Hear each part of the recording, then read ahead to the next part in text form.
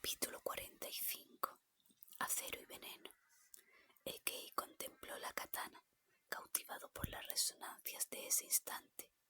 El peso del acero, el tacto de la empuñadura, el contorno curvo de la hoja. Todo ello despertaba en él un torrente de recuerdos terribles, recuerdos de una vida que ya no creía suya. Durante más de 10 años no había empuñado aquella espada, oculta y olvidada, casi repudiada. El guerrero que no cuidaba su acero no puede esperar que, llegado el momento, éste cuide de él, decía Genzaburo. Pero a pesar de su ingratitud, ahora que debía volver a ella, descubría que acogía su mano sin desdén. El coraje de la empuñadura seguía firmemente sujeto. El filo continuaba nítido y letal, inalterado por el paso del tiempo, y su acero blanco aún llameaba como el alba de un invierno. Es un arma extraordinaria, pensó, mientras sus ojos buscaban la rúbrica del maestro que la había forjado, un delicado cerezo cincelado sobre la espiga de la hoja. Una vez el acero se montaba en la empuñadura, el árbol arraigaba en la misma guarda del sable para mantener firme la mano del que lo blandía. La vida de un guerrero es efímera, parecía haber querido expresar el herrero, y solo es hermosa durante el éxtasis de la batalla. Hacía mucho tiempo que no veía esa espada, dijo una voz a su espalda. Sobresaltado, Ekei se giró con la katana en la mano, y en aquella ocasión tuve la oportunidad de ver su filo muy de cerca. El samurái recorrió con el dedo la larga cicatriz que cruzaba su cara, la misma que le había grabado para siempre la hoja de que Ekei empuñaba. Asaemon, ¿qué haces aquí? Ni siquiera te he escuchado llegar. El interpelado, que permanecía al amparo de la sombra, dio un paso al frente. Se sujetaba sobre un bastón de madera. La herida bajo el vientre aún le impedía erguirse. Llevo aquí horas esperándote desde que asesinaron al hijo del viejo. Cuando has llegado, parecía que no te encontraras en este mundo. ¿Y por qué habrías de esperarme en la penumbra? Ni siquiera ahora te das cuenta, ¿verdad? Una sonrisa decepcionada acompañaba las palabras de Asaemon. Pero, ¿por qué habrías de hacerlo? Solo fui uno más en un largo camino. El samurái avanzó otro paso, renqueante. Te sorprenderá aún más saber que no es la primera vez que entro en tu cámara. Hace semanas estuve aquí, buscando esas mismas espadas. Sabía que debías esconderla en algún sitio, y veo que no me equivocaba. ¿Cuándo nos conocimos?, preguntó Ekei con voz áspera. ¿Recuerdas cuando nos encontramos en la posada de Sabae? Cuando te quité de encima a aquellos matones. Ya entonces sabía que nos habíamos visto antes, pero me hicieron falta muchas botellas de sake antes de comprender quién eras. Apenas te parecías al Ronin que conocí en el cruce de Shiraoka. No tenías barba, llevabas el cabello limpio y recortado, no vestías andrajos ni ceñías la daisho. Negó con la cabeza, pero el verdadero motivo por el que no te reconocí fue que ya no te buscaba. Ya no soy aquel hombre, Asaemon. Seiji Ikeda murió hace años. Y, sin embargo, aún conserva sus espadas. Señaló con la punta del bastón al arma en la mano de Ekei, como si aquello delatara su mentira. Con gesto grave, el médico se inclinó para recoger la funda y envainó la espada. Siempre temí volver a necesitarlas, pero mi intención no es otra que la de atrapar al asesino de Susumu Yamada. Quizás sea cierto, pero lo haces por tus propios motivos. Algo ha traído de vuelta al guerrero al que me enfrenté en Izumo. Tus ojos muestran la misma frialdad que te permitió matar sin clemencia a 5 samuráis que eran como hermanos para mí. Ekei tardó en responder. Ciertamente su mirada había cambiado. Ahora que lo sabes, ¿qué harás?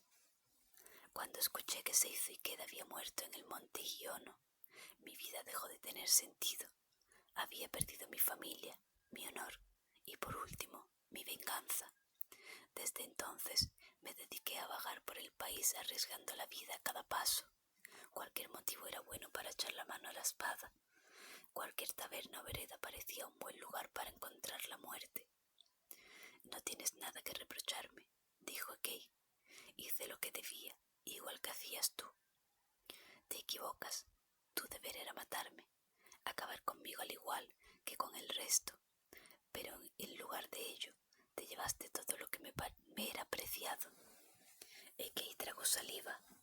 Era turbador reencontrarse con el dolor que había dejado tras de sí. «No puedo devolverte nada de lo que te arrebaté». A Simon se dejó caer sobre el bastón.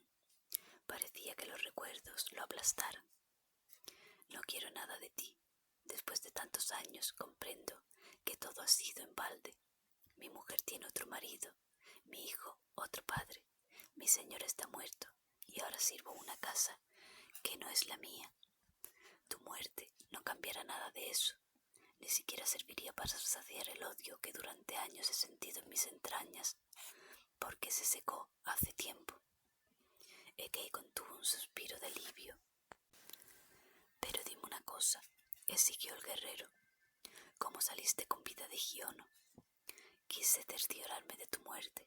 Me dijeron que caíste al vacío, herido y zarandeado por la tormenta, que fue imposible reconocer tu cuerpo entre los cadáveres despedazados por la ladera.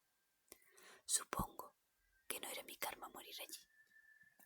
Un hombre como tú no la fía todo al buen karma». El médico sostuvo largo rato la mirada de su amigo antes de decidir que, al menos él, merecía una explicación. «Afronté aquel día con serenidad de espíritu, seguro de mi propia muerte, pero eso no significa que no albergara esperanzas de un nuevo amanecer en el que por fin fuera libre de mi giri. Así que elegí cuidadosamente el lugar donde atacar. Opté por un paso angosto, donde la ventaja numérica de mi enemigo no sería definitiva, pero aquel punto, además, era el único que me ofrecía una oportunidad de sobrevivir, pues a los pies del acantilado había una pequeña arboleda donde la nieve cuajaba al refugio del viento. Desde un principio supiste que la única manera de salir de allí sería entregándote al vacío», comprendió el guerrero, «y lo conseguiste». Para mi sorpresa he de decir, pocos conocían mejor que yo aquella montaña. A Simon había recorrido ese sendero decenas de veces. Sin embargo, en el fragor de la batalla no puedes medir tus pasos. Para serte sincero, creí que caería hacia la muerte. Sentí que me precipitaba hacia la paz que tanto había anhelado, pero me equivoqué. Quizás fue mi instinto el que me guió hasta el único punto que podía despeñarme. O, como te he dicho, quizás fuera mi karma, pues ahora sé que en el círculo no se cerró con la muerte de Sugawara. En cualquier caso, las ramas y la nieve amortiguaron mi caída. El frío me despertó antes del anochecer. Aterido, apenas pude alcanzar las provisiones que había escondido entre las raíces y vendarme las heridas. Después me abrigué con pieles y me enterré bajo la nieve antes de volver a perder el conocimiento. Al amanecer, vacié el saque que me quedaba, devoré las provisiones y descendí por la ladera, caminando entre los cadáveres de mis enemigos reventados contra las rocas. Cuando Kay concluyó su relato, a Simon no inmutó el gesto, saboreando en silencio el engaño. «¿Qué harás entonces?», preguntó Kay al fin. «¿Me dejarás seguir mi camino?». «Dejarte marchar», dijo el samurái, como si su interlocutor no hubiera comprendido nada. «No, iré contigo. Te dije que atraparía a ese malnacido». El médico sacudió la cabeza, desconcertado por la decisión de aquel hombre, y si aún podía considerar un amigo.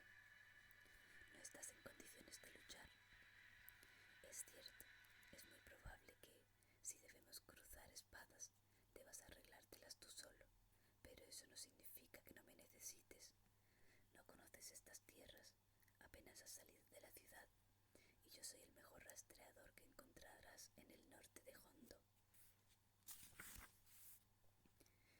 Ekei sostuvo la mirada. Buscaba en sus ojos lo que verdaderamente alimentaba el alma de aquel hombre. ¿Por qué, Asaemon? ¿Por qué quieres acompañarme realmente? No puedes negármelo, dijo el samurái categórico. Nuestros destinos están ligados desde el momento en que tu venganza no solo consumió tu vida, sino también la mía. Y por todos los demonios que esta vez sí regresaré con la cabeza de mi enemigo. Ekei no pudo sino sentir en silencio. De acuerdo, entonces. El asesino no puede haber huido muy lejos. Los caminos están cerrados. Se puede viajar por las montañas y campo a través, dijo Simon. Puede que tenga aliados en estas tierras dispuestos a guiarle lejos de las rutas habituales. No podría afrontar semejante viaje. Está herido. ¿Cómo puedes saberlo? Anoche di con él. Le corté la cara con una hoja envenenada al arrancarle la máscara. El médico extrajo del interior del kimono la máscara de No. Asaemon la tomó y la examinó con cuidado casi supersticioso. Su superficie parecía de cerámica, pero era más ligera y resistente. Probablemente estaba tallada en madera y endurecida con algún barniz que le proporcionaba aquel aspecto. Era hermosa y grotesca a un tiempo, capaz de infundir un temor atávico. Ikura le dio la vuelta y observó que su interior pintado de negro, alguien había estampado sobre la laca un sello rojo, como el usado por las sociedades secretas de asesinos. Muchos podrían pensar que tú eres el demonio, Maese Inafune. Esta máscara te incriminaría sin defensa posible.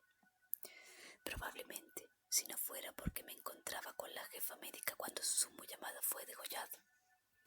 El samurái asintió, como si hubiera necesitado aquella aclaración, y le devolvió la máscara antes de añadir: como consejero del clan, vendrán a buscarte pronto. El consejo debe reunirse para declarar el estado de guerra. Si debemos partir, hagámoslo ya, antes de que alguien repare en nuestra ausencia. Ekei reflexionó un instante, sopesando las distintas posibilidades. No, acudiré al consejo. El tiempo juega en nuestra contra. Ese hombre puede desvanecerse como un jirón de niebla. No lo hará. Su plan era ocultarse a la sombra de su propio enemigo y aguardar el mejor momento para huir, quizás durante los funerales. Pero ha perdido su refugio. Ahora debe curar sus heridas e improvisar. Pasará tiempo antes de que pueda emprender un viaje largo. Asaemon frunció el ceño ante aquel exceso de confianza. ¿O no era tal? Esta tarde, cuando anochezca, nos encontraremos en mi consulta fuera del castillo. Debo arreglar algunas cosas antes de salir en busca de ese hombre. De acuerdo, dijo Asaemon y se encaminó hacia la puerta sin más objeciones. Un momento, le detuvo el médico. No te preocupa que no acuda a la cita, que me marche sin ti. No te atreverás a engañarme, no otra vez, aseveró el guerrero, y salió de la estancia.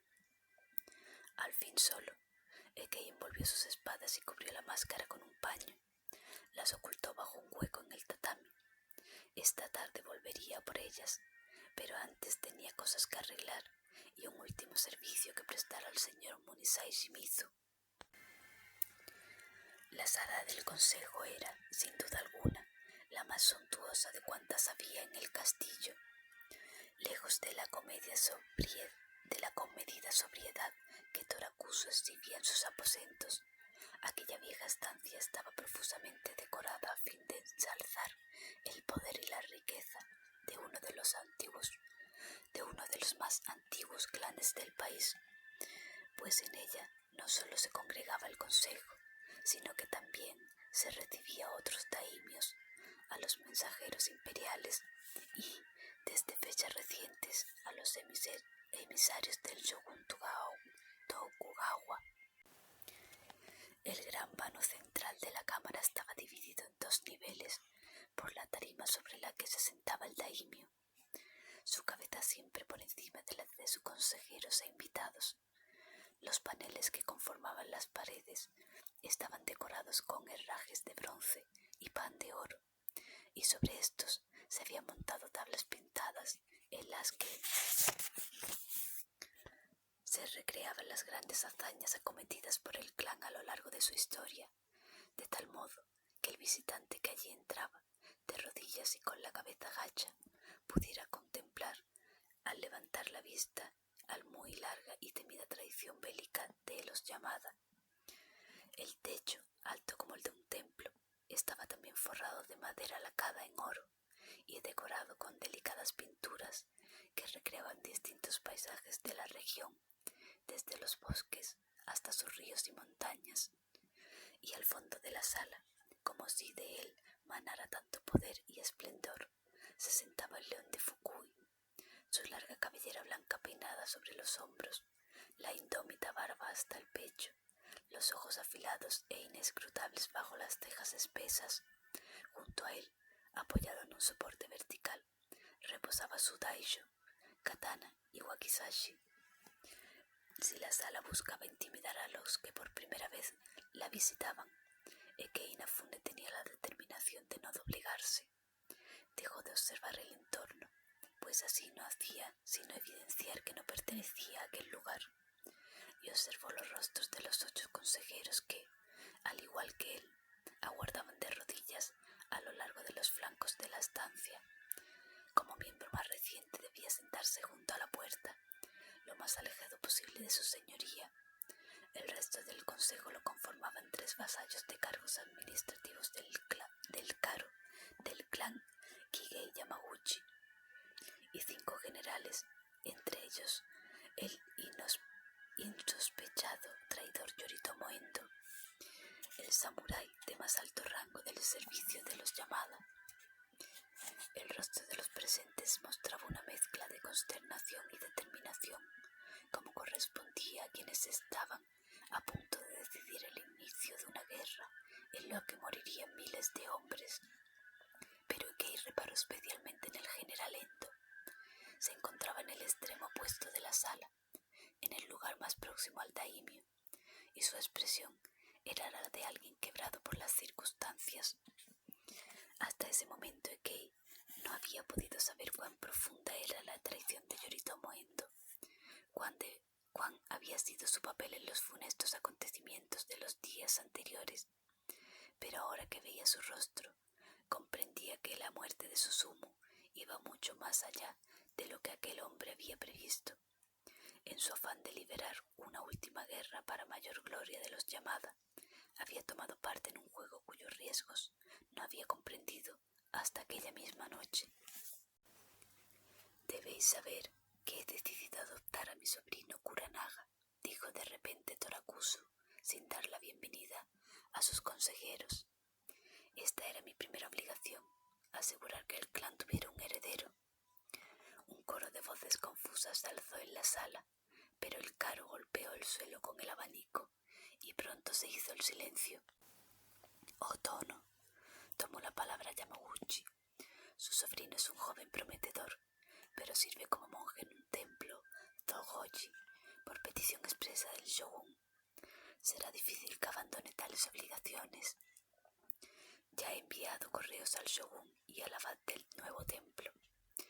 Kuranaga será liberado de sus responsabilidades en Edo y llegará aquí la próxima semana. No aceptaré negativas de ningún tipo. La obligación de un hombre es para con su casa, antes que para con el shogun o el mismísimo Buda». La voz de Torakusu no dejaba entrever ni dolor ni ira. Por el contrario, parecía que cada una de sus palabras estaban alimentadas por la más inapelable racionalidad.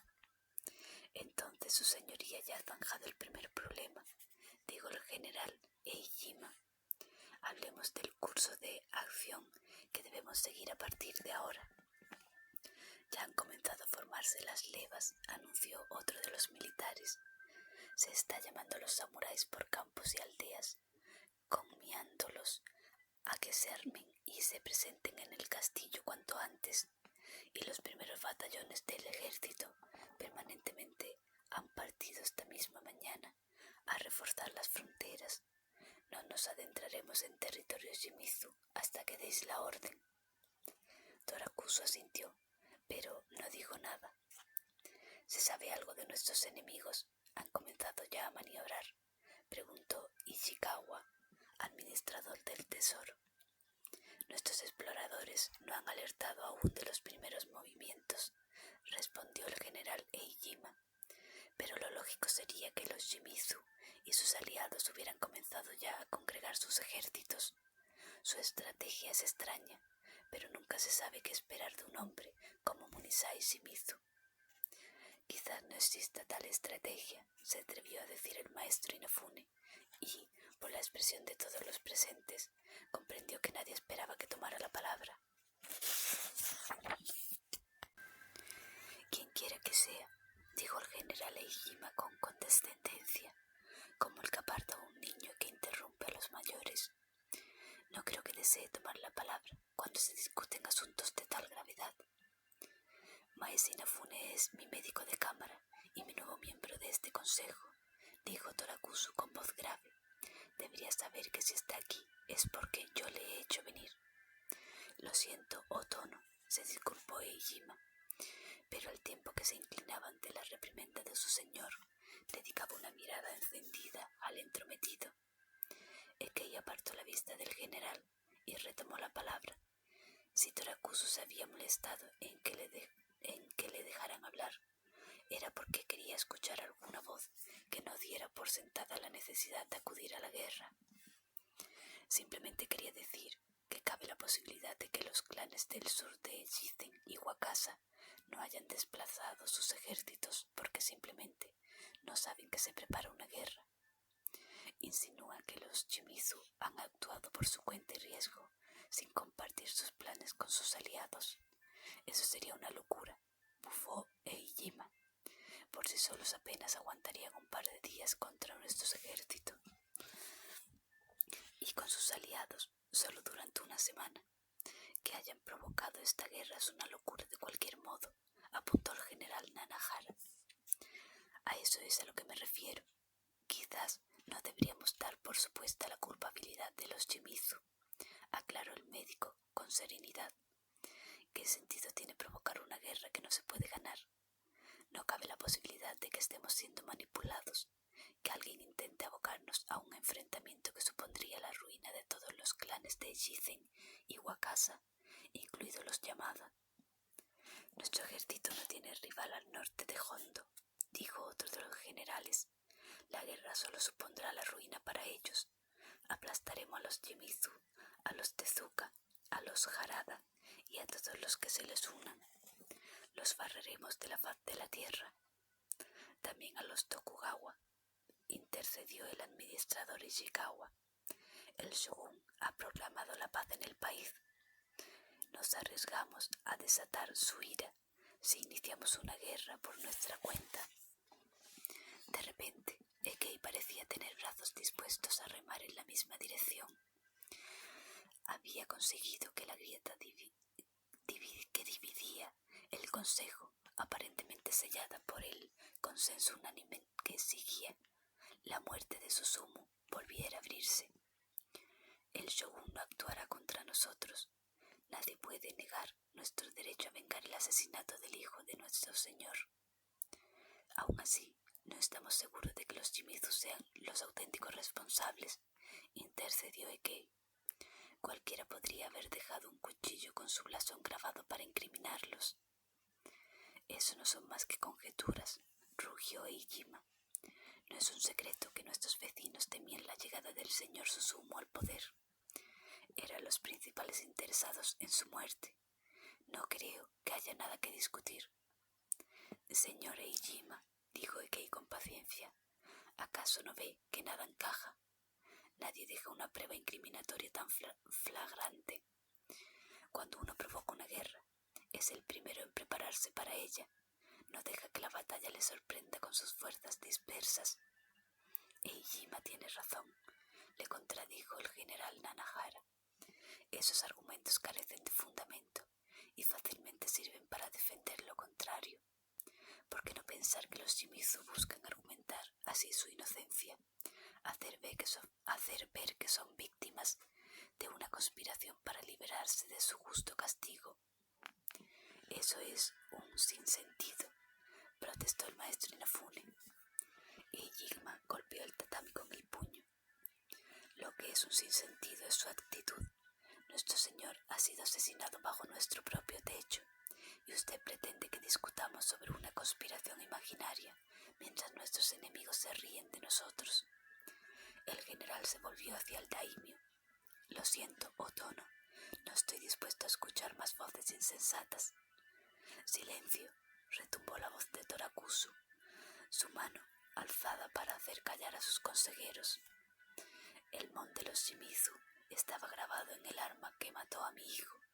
Culpables o no, deberán ser castigados con la guerra y el exterminio, o seremos considerados débiles por nuestros enemigos y nos atacarán como cuervos que acuden a la carroña. Aquellas palabras sellaron el fracaso de Kei Inafune. Todos sus esfuerzos, cercenados por un cuchillo astutamente impregnado con el veneno de viejos odios y anhelos. Mientras el consejo se levantaba, aún tuvo tiempo de atisbar una última vez el rostro ausente de Yoritomo Endo, así como la silenciosa marcha del viejo daimio, con el peso de una nueva guerra lastrando sus pasos. Ekei sacudió la cabeza y apretó los puños. Sin embargo, ya no podía hacer nada más por los Yamada o los Shimizu. Otras cuestiones lo reclamaban.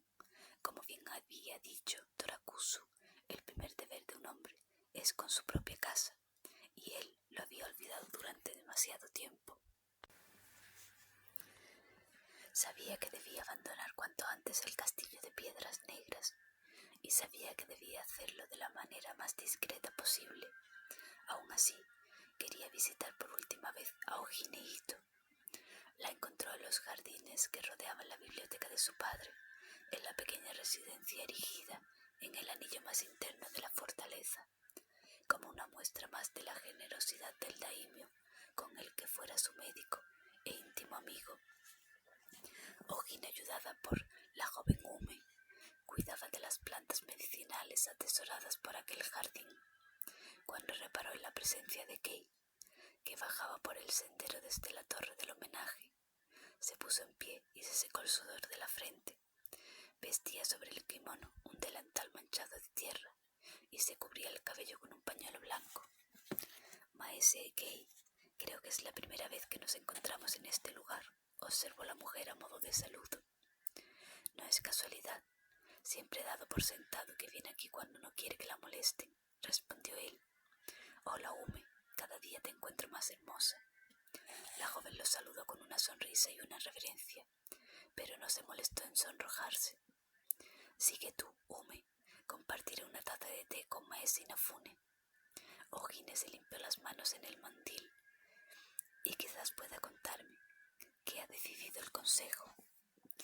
Ambos se encaminaron hacia la pequeña residencia, bajo el cálido sol de la tarde. No hay duda, no hay nada bueno que contar, se lamentó Ekei mientras caminaba junto a ella. Habrá guerra contra los Shimizu y todo aquel que los apoye. Nos esperan tiempos aciagos. Es una noticia muy triste, pero sabíamos que era algo inevitable. Estoy convencido de que Munisai Shimizu no ordenó la muerte de Susumu.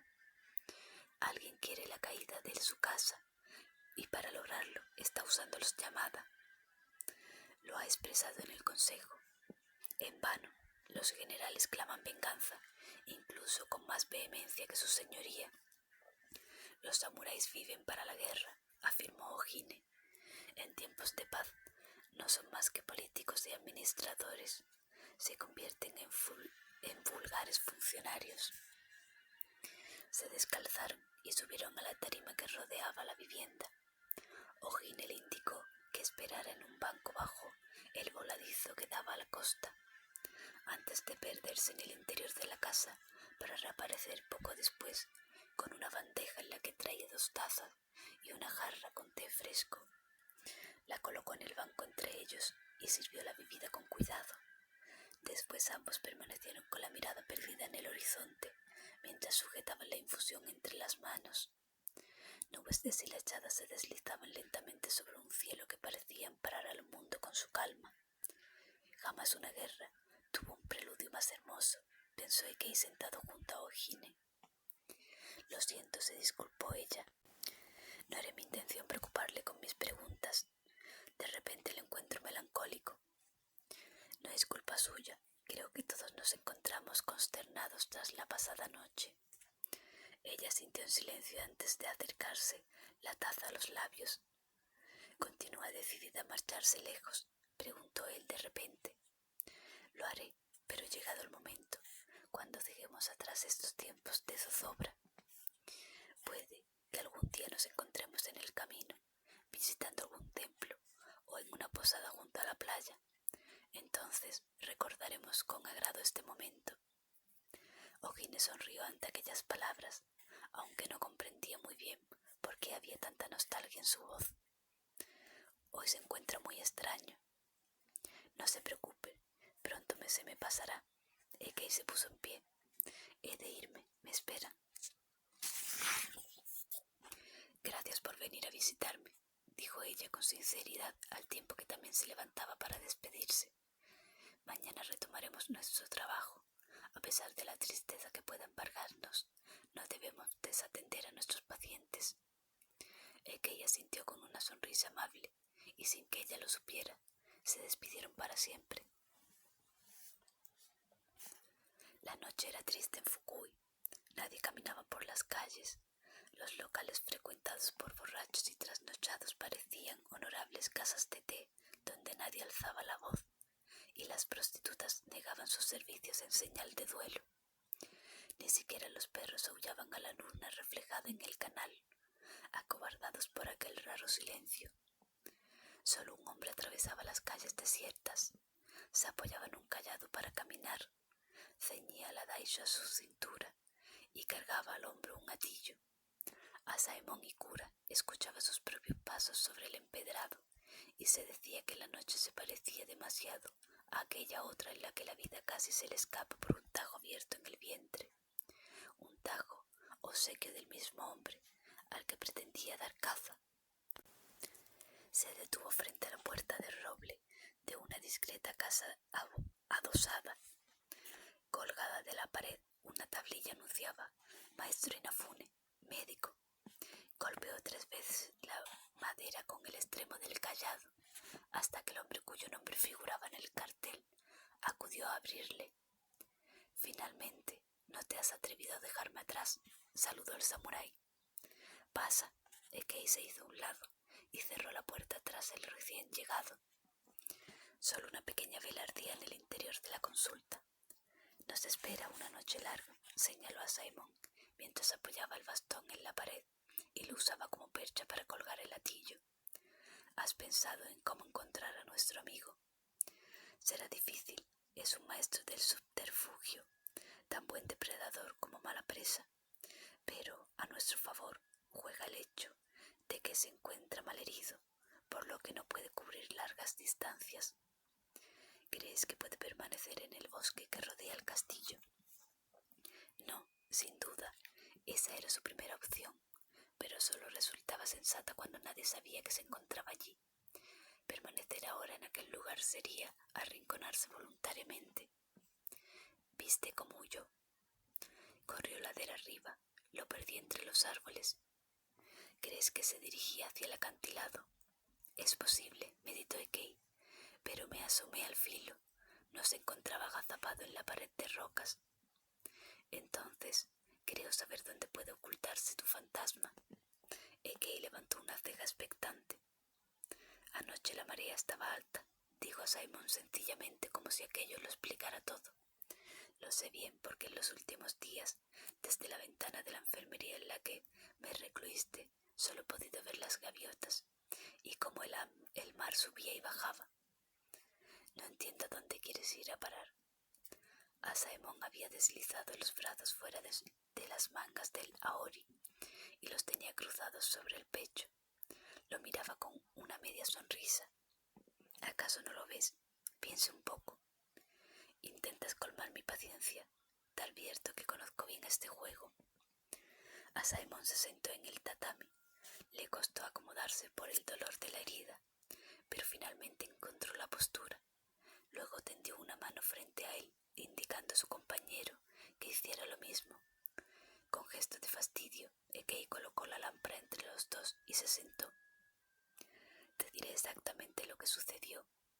comenzó Asaemon. Ese amigo tuyo es ciertamente astuto. No anunció al azar el momento en que ejecutaría su amenaza, sino que optó por la noche del mes en la que la marea se encuentra más alta, y lo hizo con la intención de asegurarse una huida directa si las cosas no le salían bien. Piénsalo. Un momento, el castillo estaba rodeado. Un anillo de samuráis se aseguraba de que nadie entrara ni saliera de la arboleda. Solo pudo huir por el acantilado. Creo que la estrategia te resultará familiar. Insinúas que saltó. Es imposible. La caída la habría matado. Los picos de roca que sobresalen del mar despedazarían a cualquiera. No si la marea está muy llena. Y has estudiado previamente desde qué punto saltar. Debe haber alguna zona con pocas rocas y más profundidad. De hecho, dijo Asaemon, la manera de actuar de aquel hombre, la forma en la que había previsto una última alternativa desesperada, se asemejaba sospechosamente a la de su compañero, como si ambos compartieran el mismo instinto de supervivencia. Pero se abstuvo de verbalizar aquel último pensamiento. Aún así, se encontraba herido. Insistió Kei, y el veneno que había en mi cuchillo le debió entumecer pronto los músculos. No podría nadar. Entonces existen dos posibilidades, zanjó el samurái, que su cadáver se encuentra a la deriva, picoteado por los peces y las gaviotas, en cuyo caso no tendremos nada que hacer, o que este maestro de sicarios hubiera ocultado algún tipo de barcaza junto a las rocas, quizás un simple tronco varado con un remo atado, nada que llamara la atención. Así podría haber alcanzado cualquiera de las grutas que agujerean los acantilados de Fukui para ocultarse allí hasta recuperar las fuerzas. Desde luego, es lo que yo habría hecho. Si, como dices, tenía prevista esta posibilidad y ahora se encuentra en alguna de las cuevas que dan a la costa, podemos darlo igualmente por perdido. Hay cientos de grutas a lo largo del litoral de Shisen, aunque nos ciñéramos solo a las que están a poco ri de distancia. Tardaríamos semanas en registrarlas todas. Es cierto, pero todo plan tiene un punto débil, apuntó Asaemon con una sonrisa taimada. Y cuando huyes, debes rezar porque el cazador no lo encuentre. Por tu voz satisfecha, sospecho que crees haber descubierto ese fallo. La noche del mes en que se produce la pleamar, la inmensa mayoría de las cuevas se encuentran inundadas. Por tanto, solo se puede acceder a aquellas grutas que se encuentran por encima del nivel del mar, que son pocas en una noche así, y todas ellas conocidas por los pescadores de la zona. Y que ella sintió, sin lugar a dudas, Asaemon era temible en su viejo oficio. Parece molestarte que nada de esto se te haya ocurrido a ti, indicó el samurái con sorna. Reconozco que tus ideas parecen nuestro mejor punto de partida. Te dije que era el mejor rastreador del país. Creía que eras el mejor rastreador del norte de Hondo. Veo que en una sola noche has decidido ascenderte de rango. Protesta cuanto quieras, pero sabes que tengo razón. Recoge tus cosas, debemos ir al puerto y encontrar una barca. Por primera vez en años, Ekei se deslizó a la cintura su daisho, se anudó alrededor del pecho un atillo con unas pocas pertenencias y tomó su yakuro. Por último, se tomó un instante antes de apagar la llama de la lámpara con los dedos. Los dos hombres salieron al exterior y atrancaron la puerta. Asaemon se alejaba ya calle abajo, cuando Kei le rogó que esperara un momento. Se volvió hacia la tablilla que anunciaba su nombre y oficio y la descolgó para guardarla. ¿Para qué la quieres?, preguntó Asaemon. Puede que en un futuro vuelva a necesitarla, respondió sencillamente Kei. Pero ahora era el momento de enfrentarse con su pasado, de reencontrarse con su antiguo maestro, Fuyumaru, el que caminaba contra el viento, hermano de zorros, ala de cuervo y otros nombres menos poéticos